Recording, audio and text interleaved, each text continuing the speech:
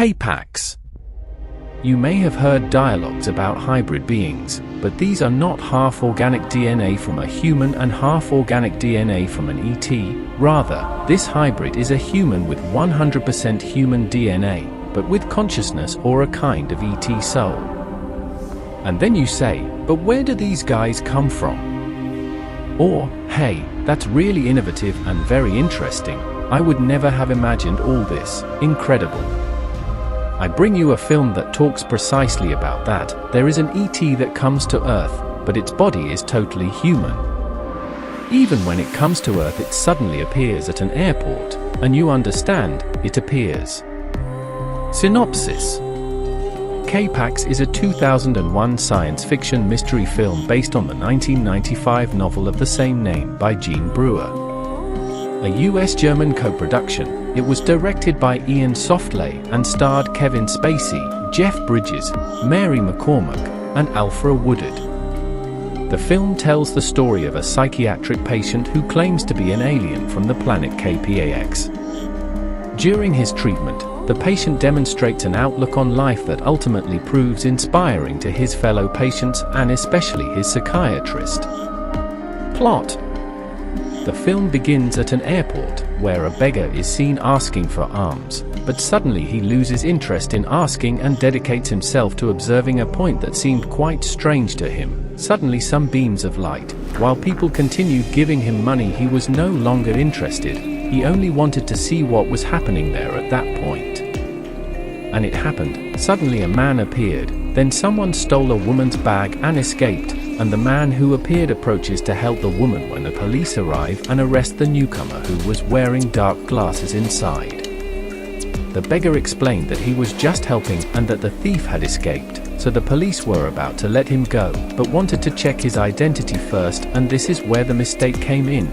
He said he was from another planet and had no ID. The beggar insisted that he had nothing to do with the incident, so the policewoman asked him which door he came out of. The beggar replied, he didn't come out of any door, he just looked. The stranger is taken to the psychiatric hospital, and that's where it all begins. After claiming to be an alien from the planet K-PAX, 1,000 light-years away in the constellation Lyra, Prot is committed to the Manhattan Psychiatric Institute.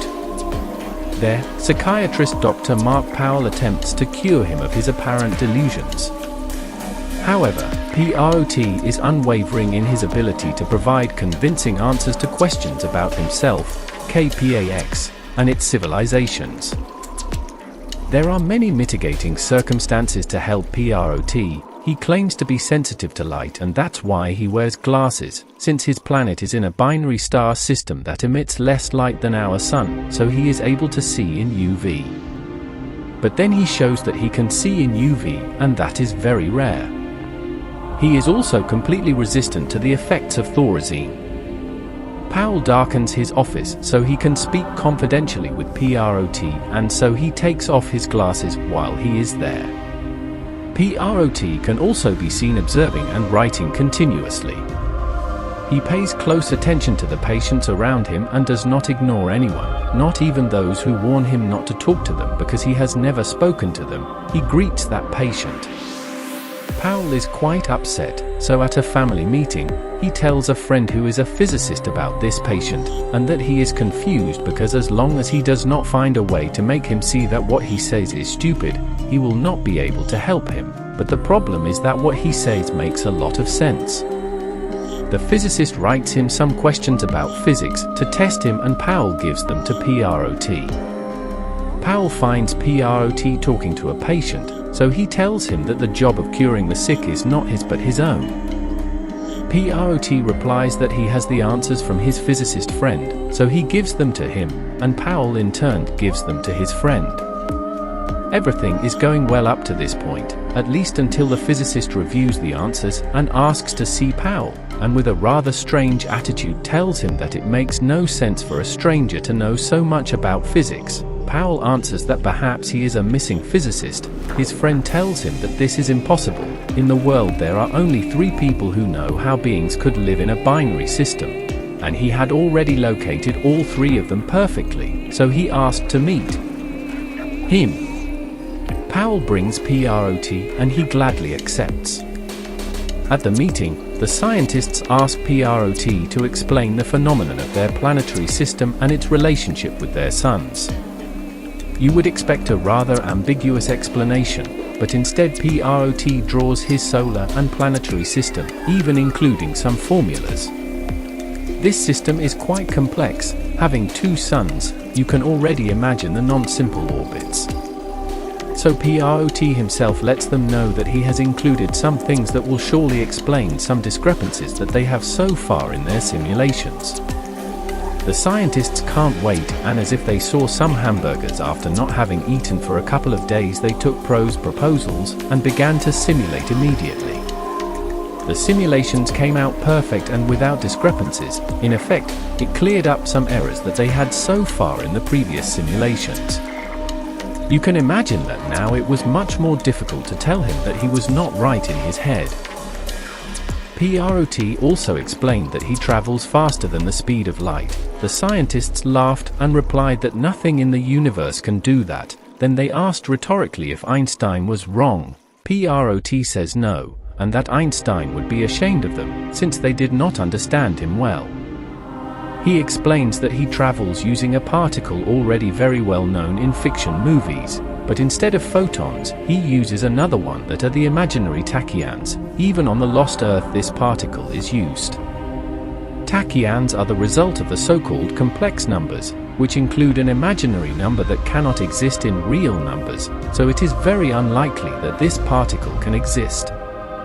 I know that string theorists use this theory to explain quantum physics, but honestly I have not reviewed or studied them. So that's as far as I go with strings and tachyons. Prot realizes that patients need very simple and complex actions, because just because they are simple doesn't make them easy to carry out, such as strangling a person. So he gives an activity like looking for a blue bird to a person who may be hyperactive, and surely this will calm him down and thus he will learn to carry out a process with patience. Then he cures a person who is afraid of dying from germs, so he wears a mask all the time, but he asks the same person who was looking for the blue bird, after he finds it, to strangle this person who is afraid of dying.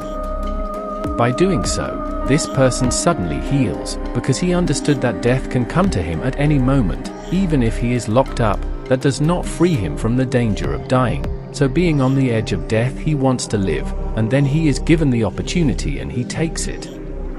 The other patients at the institute, each of whom believes without a doubt that he is indeed from K-PAX, Prot, who claims to have traveled to Earth via faster than light travel, explains that he can take one person with him when he returns. From then on, most of the patients at the institute ask Prot to take them with him. Upon learning that many of his patients expect to leave Earth on July 27th, Powell confronts Prot, who explains that it is a predetermined date. However, Powell believes that it is an important date in Prot's life, a day when he suffered a severe psychological trauma. Powell decides to subject Prot to regression hypnosis, which works well. Using the information obtained in these sessions, Powell discovers that Prot may simply be someone else's alter ego. Powell investigates relentlessly to find Prot's identity. Little by little, Prot in his regressions gives him clues, such as a farm, a river, a wife named Sarah, a daughter, until he discovers his identity at the end, finding a tragic event on July 27th. Robert Porter, a New Mexico man who worked as a knocker at a local slaughterhouse, attempted suicide in 1996 after his wife and daughter were killed by a homeless man. Powell attempts to confront Prot with this knowledge, showing him a photo of Robert Porter in a high school yearbook and claiming that it is in fact himself, but Prot's reaction is one of bewilderment, and he cryptically tells Powell that he hopes to take good care of Robert now that he has found him. There is a phrase that Prot says, and it is very strange. "I want to tell you something, Mark, something you don't know yet. We K-PAXians have discovered, because we have been around for a long time, the universe will expand and then close in on itself, then it will expand again and repeat this process to infinity. What you don't know is that when the universe expands again, everything will be like this again. Any mistake you make this time, you will relive it the next time. All the mistakes you make, you will relive them again and again, eternally. So my advice is, this time make the right decision, because this opportunity is the only one you have. Prot. This sentence is strange, at least to me it seemed like there was some background, and in the end it reveals what it could be. The date is approaching and Powell looks nervous. They tell him to go home and rest on the day of his supposed departure, that he won't go anywhere. So he leaves, but with the order that he will return at the appointed time. He goes home and his wife receives him like a wife receives her husband, with love, and puts him to sleep. But he oversleeps and it gets late, so he wakes up and runs to see what's going on. As the hospital staff watches, the camera in Prot's room freezes at the exact moment Prot said he was leaving Earth. Prot stands up as beams of light illuminate him. Powell runs into the room as he finds a patient who is also rushing with her things packed to leave for a trip. He finds Prot lying on the floor of his room, catatonic, having apparently left the body for the quick trip back to K-PAX. As they carry Prot's body out of the room, the other patients don't recognize him as Prot and say that Prot is gone. Then someone notices someone missing and they run to his room to check, and this is when your hair stands on end. The occupant of the room was gone and was never found anywhere. Bess, a woman who had remained mute since her house was destroyed in a fire and who had been among the patients who asked to go to K-PAX with Prot. She is never found. The other patients believe that Prot has brought her to K-PAX. And that is precisely why he took her. Her request to leave was that she had no home, while the others would leave something behind. Before leaving, Prot gives one last mission to a patient, and that is precisely to stay and live. Powell continues to care for the catatonic porter, the owner of the body that was supposedly Prot, and tells him how the patients he helped have returned to living normal lives, but Robert does not respond. Powell does not have an absolute answer as to whether Prot was actually an alien entity or simply a coping mechanism for the traumatized porter, but he seems far from convinced that Porter's behavior was an illusion.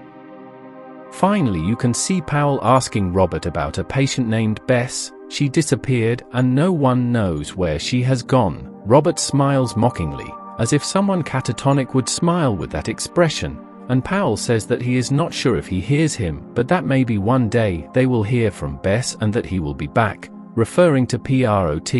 Robert smiles even more, then Powell grabs the chair to push Robert and they walk. In a final voiceover, Prot explains to Powell that the people at K-PAX have discovered that our universe will repeat its events over and over again, so the mistakes we make will be repeated forever. Prot encourages Powell to take advantage of this time, as it is the only chance we have. Inspired, Powell begins a new, better life by reconciling with his estranged son Michael. And right here you wonder if Prot really left or stayed. Why that smile? And Powell gives a glimpse that all this will be resolved having Prot back and that Robert's catatonic phase will end somehow, but in the meantime taking care of him. Comments. The intrigue of finding out the truth is probably what will keep you glued to your seat throughout the entire film. Well, the intrigue, and Kevin Spacey's performance, which is simply brilliant. This intrigue continues throughout the film, without deflating, as we see the day-to-day life of the doctor, his family, the institution, his inmates, and we connect more and more with Prot. This connection will also be made by everyone who meets him in the film. It seems inevitable. Everyone wants to be a K-PAXian.